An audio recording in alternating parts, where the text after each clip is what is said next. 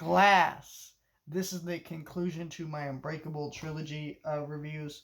I am reviewing all these movies and lead up to M. Night Shyamalan's new movie, Knock at the Cabin, coming out this weekend. So I reviewed Unbreakable, Split, and now I'm talking about Glass.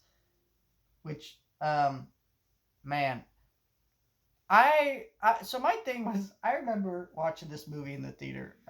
What was this? 2019. Must have been like 2018, 2019, something like that. Anyways, I took my family, or not my family, my grandpa and my cousin. My grandpa's a big movie goer, and we went with my cousin. Anyways, we go, and he hated the movie. And he looked at me and he said, "You're not allowed to pick movies anymore." Meanwhile, I liked the movie. I liked it at the time. At the time. I cannot emphasize that enough because holy shit, this movie's god awful.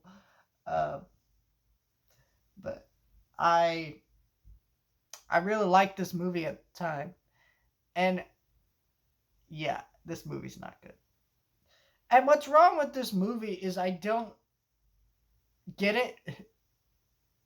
It's just like I thought the ideas and themes of like them locking all these people in a mental institution, trying to convince them that their powers are in their mind. Like, think about the fact that, like, in real life, there are videos of, like, people who literally lift cars because, like, their child or someone they love is trapped under the car, whatever.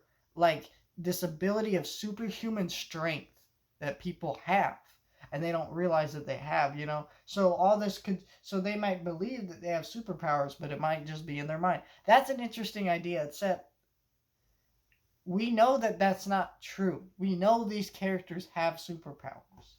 And so I don't know why M. Night Shyamalan is sitting here trying to convince us for 2 hours straight that this is all in their mind, because it's not. And we know that. We've seen Unbreakable. We've seen all that.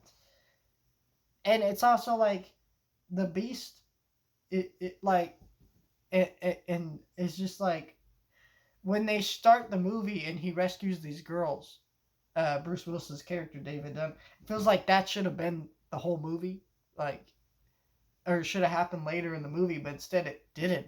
Like this showdown with the Beast and Bruce Willis, it just happens at the beginning of the movie. Feels very clunky too, the way they put it together. Like, so he rescues all these girls. They're just standing behind him, and they're like, "Where's the guy?" And he points up at the ceiling.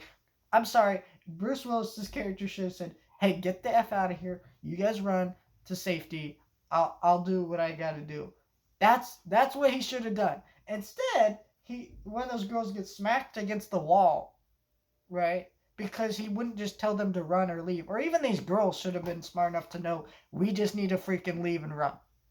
It's just really bizarre. And then the rest of the movie after that is just these people in a mental institution. Samuel L. Jackson, one of the best working actors of all time, is sitting here in this movie not saying a word throughout most of it. He gives the best performance. Bruce Willis gives an awful performance. And I didn't realize that at the time because I hadn't seen Unbreakable when I saw in a long time before I saw Glass the first time. So I didn't really have the performances to compare them to. But when you see him in Unbreakable compared to Glass, you see how nuanced Bruce Willis's performance is in that movie. And then you see this movie and you're like, what the hell happened to you? It's just horrible. And I get it. For the past few years, he's been struggling with mental health problems, and that's led to that. But it's also like you can tell part of it is the direction is somehow worse, even though Unbreakable and this movie were directed by the same guy, but the direction feels so much worse. The dialogue feels so much worse. The script is so much worse. The ending of this movie, holy shit. We waited 20 years for this crap, and they kill these people in puddles. They kill Bruce Willis's character in a puddle. They do all this crap, and it's just an insane, awful, like, who made these decisions?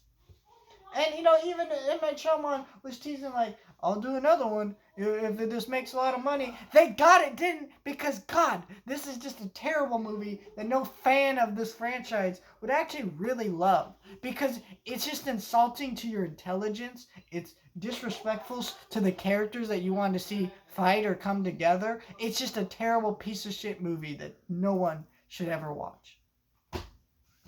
And I know there were people when this movie came out, they're like, I waited 20 years for this. But did you really?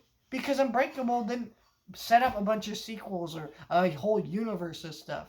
It was just a really solid, excellently well put together drama. So this movie did not need to happen. This whole trilogy of movies did not need to happen. It didn't really lead to something really cool or interesting. It led to a piece of shit movie. It just shows why M. Night Shyamalan just needs to stop writing scripts for his movies and just only direct his movies. Because he can direct his movies really well. You know, this has some gorgeous moments of cinematography, to be honest. But it's just no. This is a terrible movie. Do not watch it.